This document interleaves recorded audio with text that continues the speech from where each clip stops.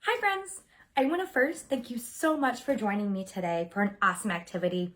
For those who don't know me, my name is Brittany. I've been a camp volunteer for about the past 7 years, and I'm so excited to join in on the fun to bring you campers some amazing virtual programs.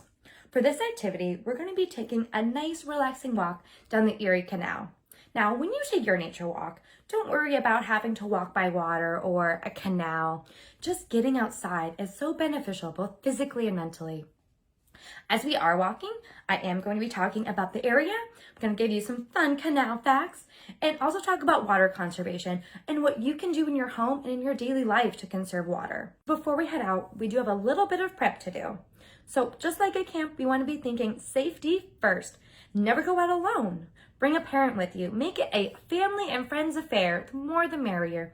We do have a few things we do need to bring along with us.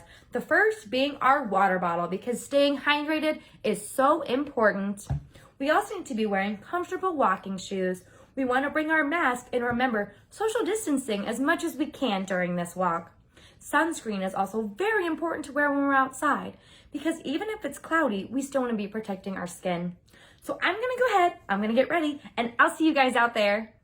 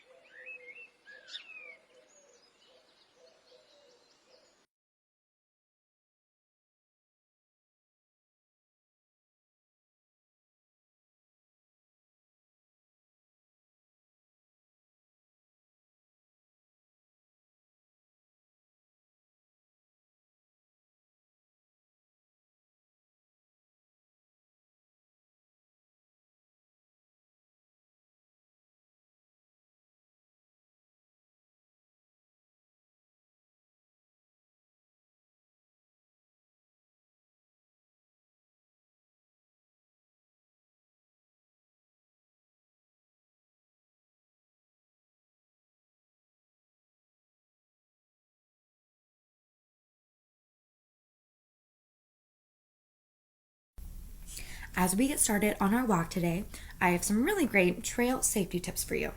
So just like at camp, we want to be thinking safety first.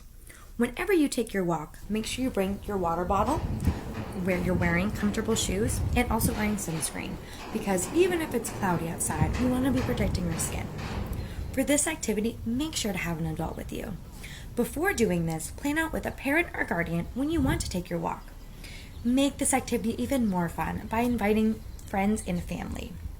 Ensure that an adult has a way of contacting others in case of an emergency. When you're walking on the trail, it is important to stay on the trail. This is important for two reasons. First, it keeps you a safe distance from things such as poison ivy and ticks, those things that aren't so fun to interact with. We also want to preserve the nature around us. In nature, everything has its place, and if something like a plant is moved on purpose or by accident, like on your shoe, it could possibly do harm to other areas of nature.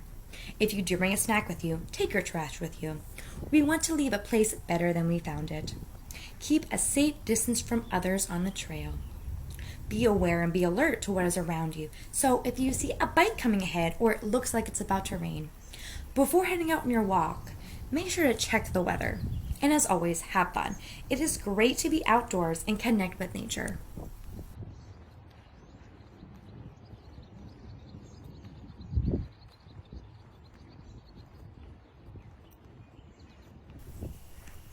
Let me give you some information about where we are right now. So currently I live in Fairport, New York, which is right by Lake Ontario.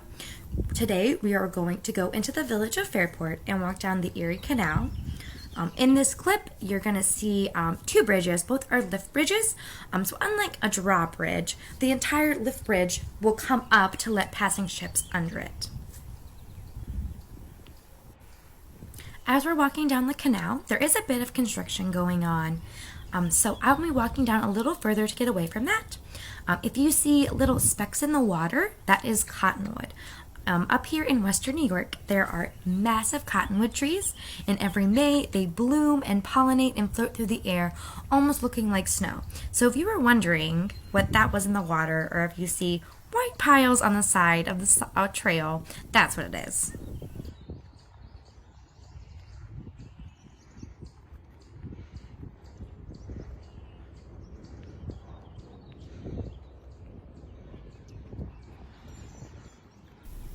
As we walked on the waterway, I want to encourage you when you take your walk to take a moment and just breathe. Walks are soothing and relaxing both physically and mentally. I also want to take the opportunity to share some great facts with you about canals, this canal, and also about water conservation. Canals are man-made waterways that were and still are used to transport goods from place to place. During the 1800s, canals became the game changer with the ease to distribute goods from area to area. They are also called channels, and the construction of them dates back to ancient Egypt. You should always stick to the speed limit when using waterways, as higher speeds erode the banks of the canals very quickly. Though to this day, they're still used to transport goods, but they're also used for recreational use.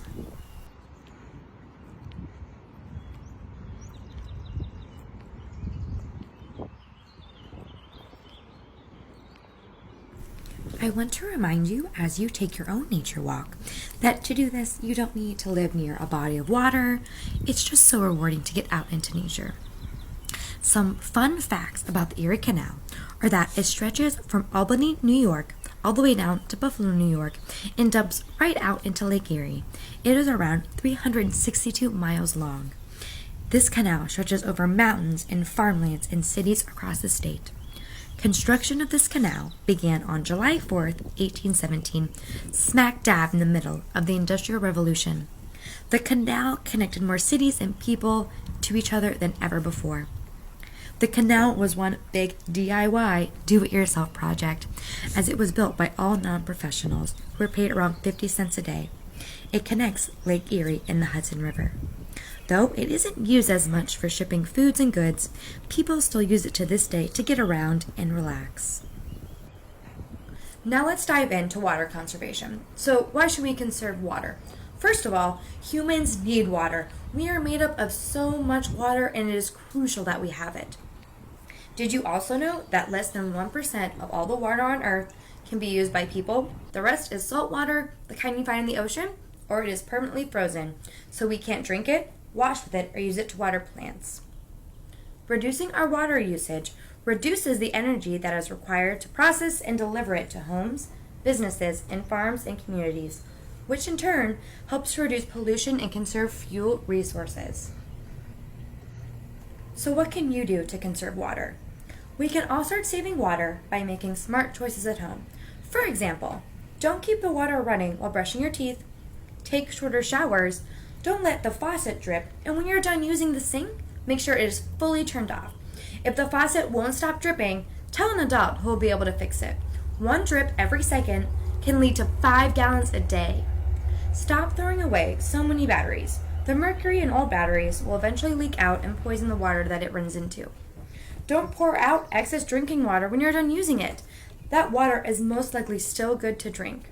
It is very important to stay hydrated all day. Designate 1 glass for your drinking water or refill a water bottle.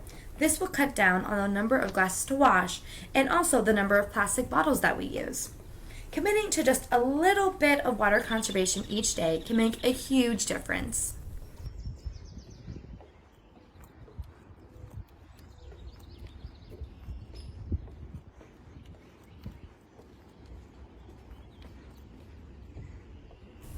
So we're going to take a little detour before the end of our walk.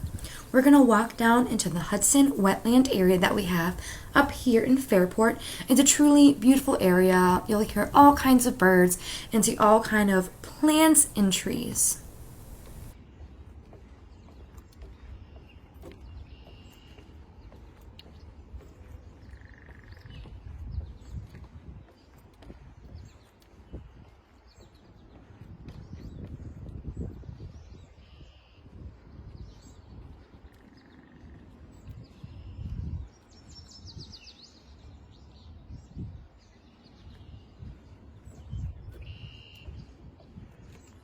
Hi friends, thanks for coming with me on my nature walk down the Erie Canal.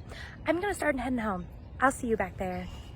Whew, what a great nature walk. Thank you so much for joining me. I can't wait for you all to go on your nature walks. Thanks again for watching, and I'll see you next time. Bye.